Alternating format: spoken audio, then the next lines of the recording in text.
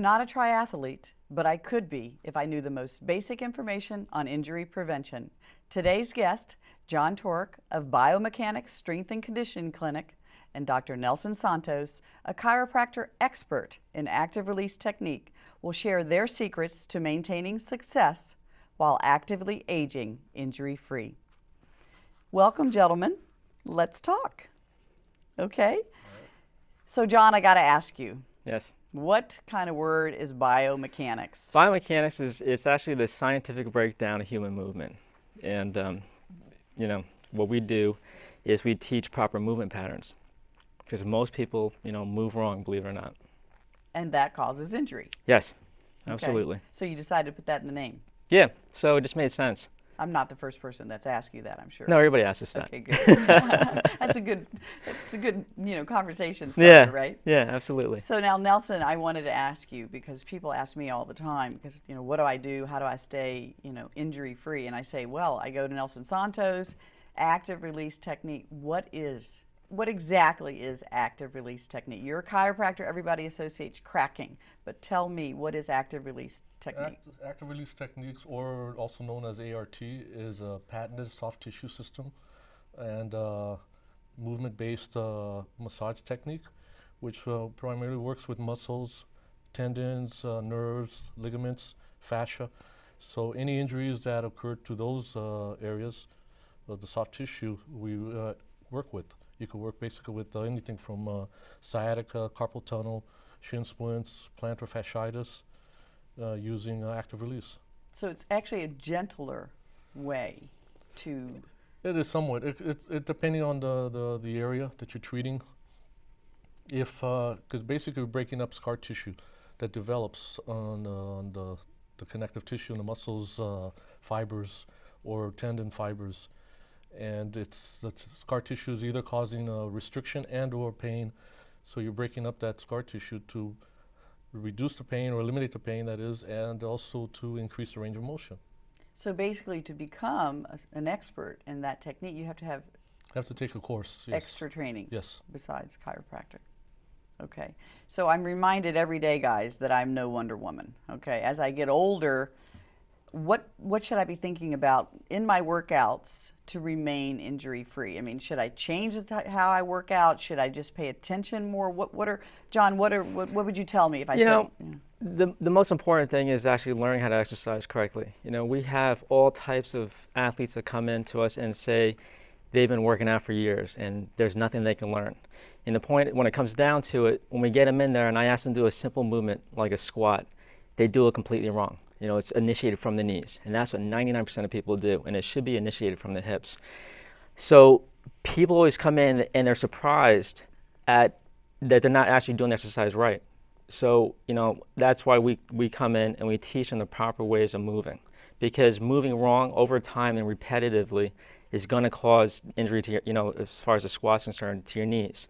And doing that over and over again, it's just, it's going to cause more damage. And most people, unfortunately, when they train, they do more damage than good. So what we do is, we teach them how to move right. So they do things right and correctly, and it's more efficient. So basically, if somebody's been doing the wrong thing over and over and over, they're just making the condition worse and worse Absolutely. and worse. So for both of you, Nelson, you first, what are some of the most common injuries you see in the baby boomer cohort? So those are people born between 1946 and 1964. I mean, that's right. what I am. I'm a baby boomer. So what do you see mostly? Well, I see Rochelle, a lot of shoulder injuries, low back injuries, but also a lot of knee injuries, hip. So a lot of injuries that they've had probably when they were in high school or in college playing sports, and your recovery is so much quicker at that age. And then next thing you know, it just comes and creeps up when you're older. Or any type of exercise you're doing, or improper exercise, then it'll just show up. It's built up with time, and muscles start compensating. And then you can have an injury in another area because you're compensating. Right. Absolutely. So John, what do you see mostly? Tell me about your clientele. Who do you serve mostly? We serve, mostly from people in their 30s up until I have clients, in their late 80s that just started. So it's a huge broad range. And as far as injuries, I see pretty much the same things as Nelson sees. A lot of shoulder injuries, a lot of acromioclavicular impingements, herniated disc, patellar tracking issues as far as a knee. What is that called again? Patellar tracking. Okay. So, and that can lead to a lot of other things. And, like I said earlier, a lot of these things are caused by improper movement patterns. And, it's just teaching people how to move correctly. Or a lot of it could be either from, over someone being too tight, muscles being out, the strength ratios being out of balance, like hand to quad ratios. And those are things that most people don't understand. So if somebody wanted to start, now, let's say they're 55 and they want to start an exercise program, what are some of the questions that they should ask a professional and that they should be considering about what they're doing currently, like their nutrition? I mean, do you cover everything, or how do. How do you educate people on what they should be doing? Well, when they come in, we do. They should have an musculoskeletal eval. That way, we take a look at their skeletal structure, see what's out of balance, what's not in place. So oftentimes when people come in, they find out there's a lot more issues going on within their skeletal and muscular system than they ever thought. So, a lot of it goes to posture stuff. They might have shoulder conditions they don't realize. Their spinal alignment might be off. And all those things over time will cause injury, because when you have things that are out of balance, it's going to cause, some kind of strength discrepancy somewhere else in your body. And then you're going to have more problems. And then it's all compounded together, and all of a sudden, before you know it, you're a big mess. And then Nelson comes in and saves you. And then you got to see us. So if you're starting a new routine, let's say at 55, I mean, how many times a week what do you tell people? We always tell people to start twice a week. Okay. And that's because once a week is not enough, because then you kind of lose interest in it. And then doing more than, I think, twice a week to start is too much for most people. And then it becomes too intimidating. And then they're more likely to drop out of it. So I think twice a week is like the perfect, just to get them started. And twice a week is really enough to get you, to want to, really take care of yourself and absorb everything you're learning. So I think you started. And then what about cross training? I mean, I know that if you're having issues with your knees and you're a big runner, I mean, shouldn't you be working some other parallel body parts so that your knees aren't taking? I mean, what do you? Oh yeah, you definitely want to get some mobility in your hip as well as in your ankle, and just make sure there's everything's loose. There's no restrictions. So obviously you don't want to have them stretching consistently, and like you said, as far as working them twice a week, I had in fact a patient of mine, which I figured, okay, they reached that goal to then take the next step, start working out, and I refer a lot of patients over to John. So John started, I think, once a week with the patient, and she started gradually building up, and she was about 60. Yeah. Oh, 6 good. years old, So yes. you're teaching them the right way to start, and then. Yeah. And so, how does strength and conditioning and chiropractic, how are they symbiotic? I mean, what's the synergy and the symbiotic? You have to be There is. maintained, right? Absolutely. Okay. People don't get that. You can't work out 40 hours or 20 hours a week and not have body work. Absolutely. So tell me, how does that work? Well, it's How often, etc. Well, I mean, I'll have some that come in probably once or twice a week, depending. Okay. And also, if they're sedentary, if they're sitting all day at work or at home, a lot of times they're at home, they're not working or working part-time, and they're on the computer, they're just constantly sitting down. So their muscles, their hip flexors are tight, their back is weak, their core is weak. So having somebody like with John's background, being an exercise physiologist and a trainer, it works out perfect, because then with what I do and what he does, and we communicate with each other as far as what's best for that person, and then vice versa. If he has patients clients of his, he sends over to me, and then they need some work done, or they need to probably be loosened a little more. And oftentimes with Nelson, because he's a chiropractor, he, as far as like for an example of people's backs, he'll help adjust certain like the spinal alignment. But in order to have that spinal alignment stay, you have to have the strength or the mobility and flexibility. So that's how it works, synergistically. I worked on the strength-based component of it, and he works on more of the alignment. Okay. And So Nelson mentioned that you are exercise physiologist. Yes. It's the same thing. I'm a strength and conditioning coach, an exercise physiologist.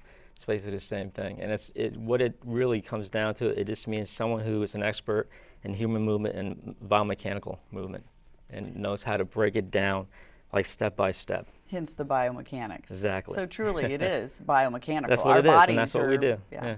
So you just keep them in the right shape, doing the right exercise. And moving efficiently right. and correctly. And then body workers. Yeah. Even down to just like having people stand correctly and distributing their weight evenly on their feet. Because most people stand incorrectly. Most people stand back heavy, where they put a lot of pressure on the lower back. So, some people he had with sciatic pain, and they sent them to me.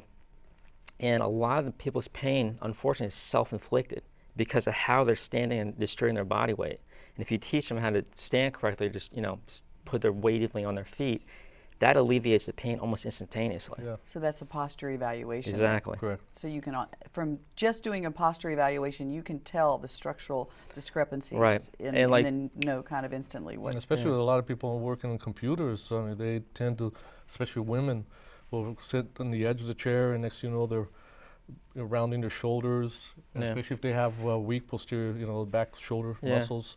And when you have weak posterior, muscles in the back of your shoulders, then your traps take over because it compensates, and that's a natural. That's what's going to happen. And next thing you know, you have a lot of trap tension, and that's the muscles you don't want to use. But certain muscles get used when another muscle is atrophied or not being used correctly. So it's also teaching people what muscles to use doing particular things. So, I mean, it sounds complicated, but it's really not complicated. Well, it's not complicated for us. So I loosen up the tight muscles, and he strengthens the weak ones. Yeah. Oh, symbiotic. Exactly. Sounds great. So there's a lot of ways we're synergistic with each other. So what, if your clients come in and they've never worked out? Mm-hmm.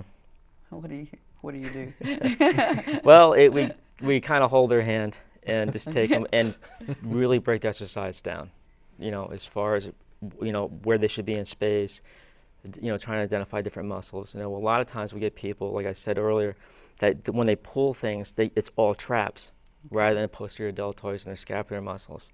And most people do that, and they don't even realize it. Right, so you basically get them on the right track. Exactly. We teach them how to shut off muscles they shouldn't be using and use the ones they should be using. Sounds great. We're going to go to a quick break.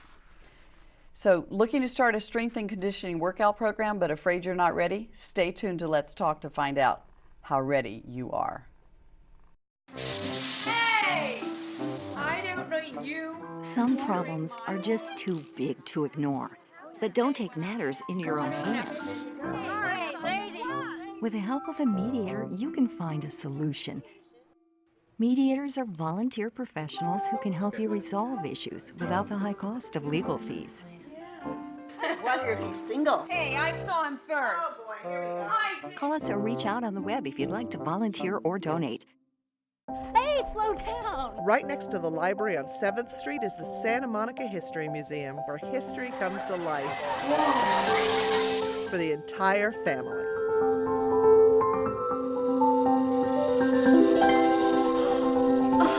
Enjoy the exhibits, main gallery, the photo archive, research gallery, and much more. Come visit the Santa Monica History Museum, keeping history alive. Welcome back to Let's Talk. Listen up, all you weekend warriors. This show's for you. John Torerk and Nelson Santos will guide you toward attaining your personal best. So we're back, and I meant to ask earlier, as an athlete or somebody that works out on a regular basis, is there something that we can do on our own to remain injury-free? What are some of the things we need to think about? I know doing the exercises properly, but what else? Is there anything else? Some people, maybe they can't afford to go to you or to a doctor. What can we do on our own? John, why don't you start, and then Nelson, you. That's kind of a difficult question, but I think, as long as you research, there's a couple of websites you can look on for, like the NSCA, the National Strength and Conditioning Association. They have videos, and they break down particular exercises that you can do, and they show you the correct way to do things. So I think, doing your homework is a necessity, and learning how to do things right. So that's really the most important thing. So that's an easy resource to do. You can research it, and then watch the videos, and then mimic it as close as you can. And just even if you have to seek, like someone like Nelson or myself, you can do like 1 or 2 sessions, and then get as much guidance as you can get. Kind of kickstart. Yeah, kickstart, and and we both have websites. There's always information there. Everything I tell my clients and his clients is always available on our websites. Oh, that's good to know. So it's always there. So I always tell them, it's like anything I tell you, it's always on our website. So that way, if you forget, you have no reason to forget because it's there. It's always in front good. of you. And then Nelson, as a chiropractor that's treating athletes, I know you work with a lot of athletes. Yes. I know that we have to sometimes take care of ourselves because you're not available or we can't get time. But what would your advice be for trying to remain injury free, for a normal person? I'd say stretching. A lot of time I really stress to my patients about stretching, and believe it or not, a lot of I'm surprised how athletes, even some that are professional or world class track and field runners that I work on, some of them aren't really as flexible as you would think, being a professional athlete. So I stress heavily on being, put some time into stretching. Okay. And what about those rollers? The foam rollers, yeah, those are good. They're good. Foam rollers are really good. Even using balls that you could use for the hip flexors to loosen up like trigger points where you're laying on top of it. The little balls that you roll around on? Yeah. Okay. One thing I think you also need to watch is that when people use the rollers and the balls, they tend to do too much. Yeah. And then they're super sore. So more is not always better. So those are the things you just need to ease into. Yeah. Sometimes they think that the more pain, the better it is. the better it is, and it's actually true. So aggravating. It's that's make the it- opposite. Yeah. You remember back in the days, no pain, no gain? That's nonsense, right? I don't particularly care for that, but Okay. Yeah, I thought because I think people take it in the wrong context. Right. Okay, so we're going to go over, I want to talk about the core. Okay, the core you hear about in tennis, the core you hear about in all sorts of sports. But the core is really important. Having a strong core is important for our day-to-day life, Absolutely. our activities. Tell us why the core is so important and what are some things that we can do to improve our core. John? Well, the core is really the foundation of your overall strength. If you don't have a strong core, all your extremities, your arms, your legs, won't have the power behind them, because that's where your central source of power comes from. It's your center of gravity.